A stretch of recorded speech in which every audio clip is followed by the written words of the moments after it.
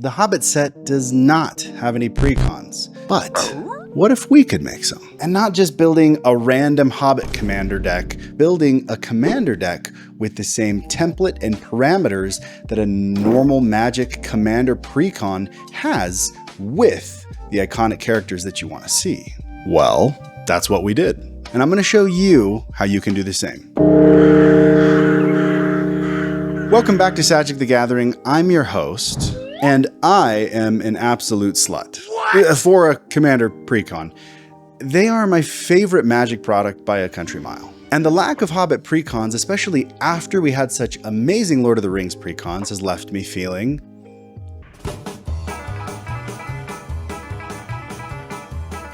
pretty grumpy. So I took matters into my own hands, and now I'm going to show you how I built my own commander precon from the Hobbit set and how you can do the same thing. I'll lay out the rules and parameters that I used when building my decks, and you can either build your own or build the ones we made here. But what makes it a precon versus just a deck with a Hobbit commander? Well, there are two major rules that we followed when building these decks that we felt best captured the spirit and sort of the layout of a normal Magic commander precon. Number one, they had to include at least 10 new cards from the Hobbit set that were synergistic, in the same way that precons typically include 10 to 20 new cards for a specific commander deck that are exclusive to that deck and designed around that commander. Two, they had to include cards whose names and art could reasonably fit within the fantasy world of Middle-earth. Arcane Denial, good. The Regalia, bad. And this is in the same way that when we get precons from certain sets, certain cards can often get redesigned or renamed to better fit within the mold of the set and specifically within the deck. And while it can't be perfect, it's pretty dang close. Make sense? It's pretty simple rules. For the precon commanders, we picked who I think are the two most iconic characters from the story of The Hobbit, Bilbo and Smaug. That just felt like the natural precon-y thing to do, right? So let's go through these decks. We'll take a look at how they were constructed, how they work, how they win, what are the key cards that help it do the thing it needs to, and we'll see if every version of Benedict Cumberbatch made the cut. Both of the deck lists are in the description below, so make sure you click on that and let's dive in. First, we have Smaug, Wicked Worm. You'll notice his first ability is a little familiar, but with a small tweak. He enters and we're flooded with treasures, and at 5 mana, he's going to be entering the game at sort of the midpoint, which is great because I think by the time he enters, there'll be a pretty decent board of artifacts for him to get rewarded off of and to see a good return on. His second ability is kind of every commander player's dream in the command zone, right? It's repeatable, ungated card draw. And since we only need one treasure to trigger that draw ability, we can absolutely ration our treasures and use them strategically. Our central strategy here is pretty clear.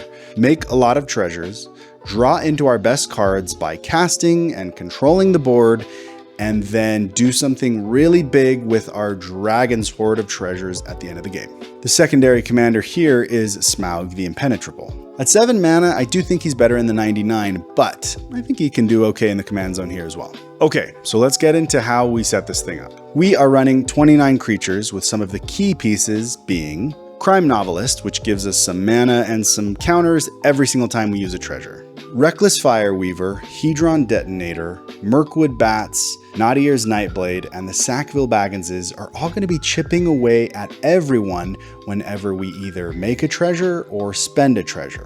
Goldspan Dragon is going to make our treasures way more valuable. Stone Giant of High Pass offers a pretty decent repeatable ability to sink all our treasures into if we want to ping something for 4 damage.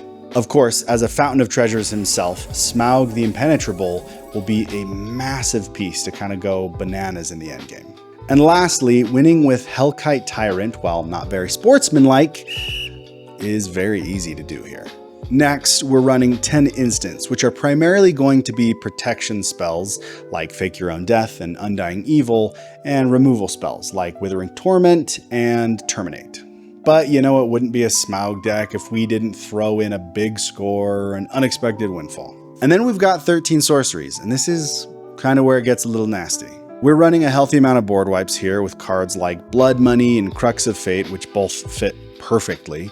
But what we're really doing with the sorceries is including some crazy endgame pieces. Banefire, Hell to Pay, Crackle with Power, and Inside Information are all going to be incredible ways to heave an unholy amount of treasures into these X-cost spells so that we can do something really mean and really splashy, and if not win the game, at least turn the tide. For enchantments, we're running 5 that each kind of offer something a little different. From tutoring into a dragon with Last Light of Durin's Day to cascading off of all of our treasures with Rain and Riches. Faded Firepower is not only a great flavor win, but it's an insane place for us to dump more treasures. But I think meanest of all in this category has to be Revel in Riches. And yeah, it is kind of a D-bag move to include 2 I win the game cards in this deck, but I mean, this is Smaug we're talking about. It kind of fits his brand, you know? We have 7 artifacts, which are primarily just going to be our classic ramp package, but there are 2 that I think are really strong here, one of which is Inspiring Statuary, which is going to let us benefit from our treasures in a mana sense without actually having to spend them. And Blade of Selves, which is going to allow us to re-trigger Smaug's ETB ability every time he attacks, meaning we're going to be making a lot of treasures if we have that equipped. And lastly, we have 35 lands, which I know is pretty small and on the lower end, but because he himself as the commander and the deck at large is relying on making treasures, I think we're okay to get away with less lands. And that is Smaug Wicked Worm. Now let's go talk about our favorite halfling. Our next deck is Bilbo, Thief in the Night. This deck is a pretty lean, mean, spell-slinging, artifacts greatest hits machine. And I know what you're thinking, a monocolored precon? Really? Well, hey, you know what? If the Necrons can do it and have one of the best precons ever, why can't we? I think for being one color, this deck offers a surprising amount of variety. Our central focus is going to be benefiting off of Bilbo's Cheapener ability, and while his second ability sort of facilitates a way to do so, we'll sort of be relying on that in a secondary way. Instead, we'll be leaning on abilities like Adventure, Flashback, Recursion, Foretell, and playing off the top of our deck. Our deck composition is primarily high-impact instants and sorceries and equipment. Our main strategy here is going to be starting off with some low-to-the-ground, control-heavy spell slinging into some splashier spells, and then ultimately loading up Bilbo with a ton of equipment that's going to protect him and beef him up and probably allow him to do 21 commander damage to someone. There wasn't a super clear secondary commander to include here that I thought matched the exact strategy. I've included 2 versions of Gandalf that I think can work well to varying levels of success, but take that with a grain of salt. Okay, let's break this thing down. We're running sparse with 16 creatures, some of which have adventures like Horned Lock Whale and Most Decrepit Old Bird. And we've got ways to bring spells back from the graveyard with Sphinx of the Forgotten Lore and Gale.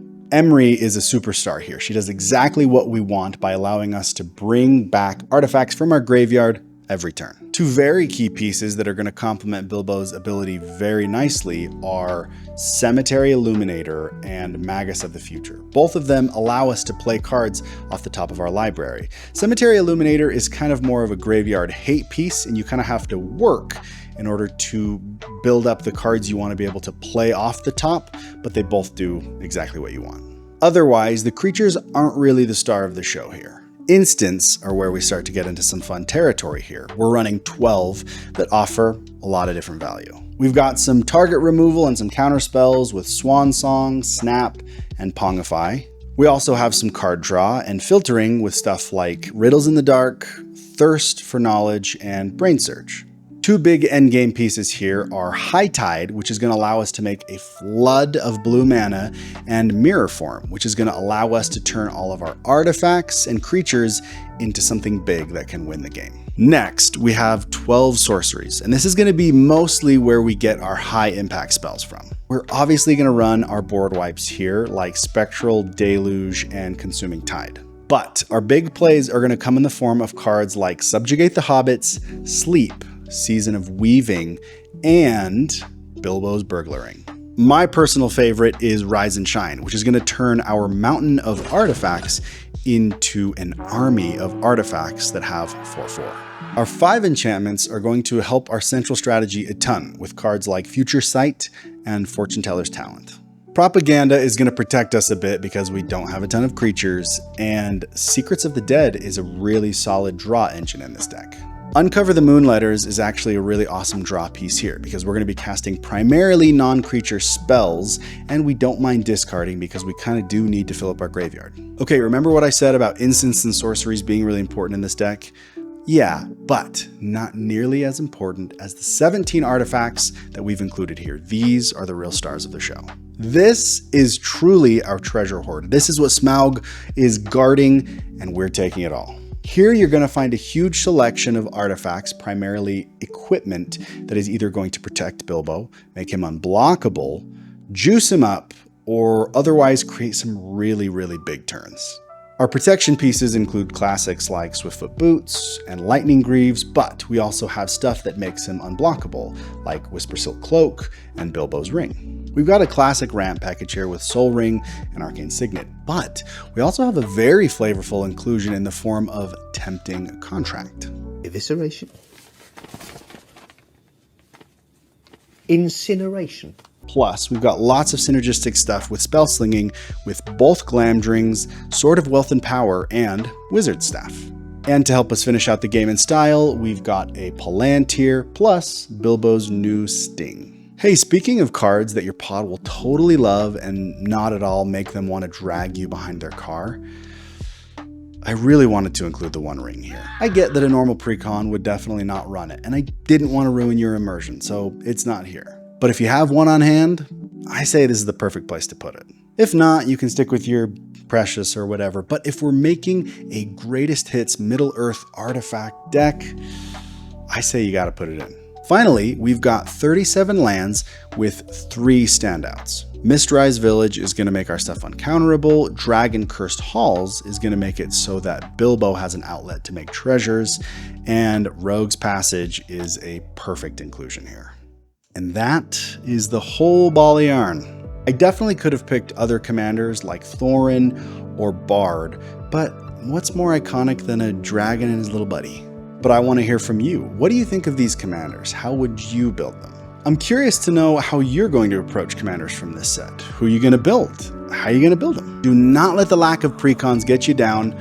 Build your own. Thank you so much for watching. I adore you, and if you've made it this far and haven't yet, please subscribe to the channel. As always, follow Sadgic for more magic. See you next time.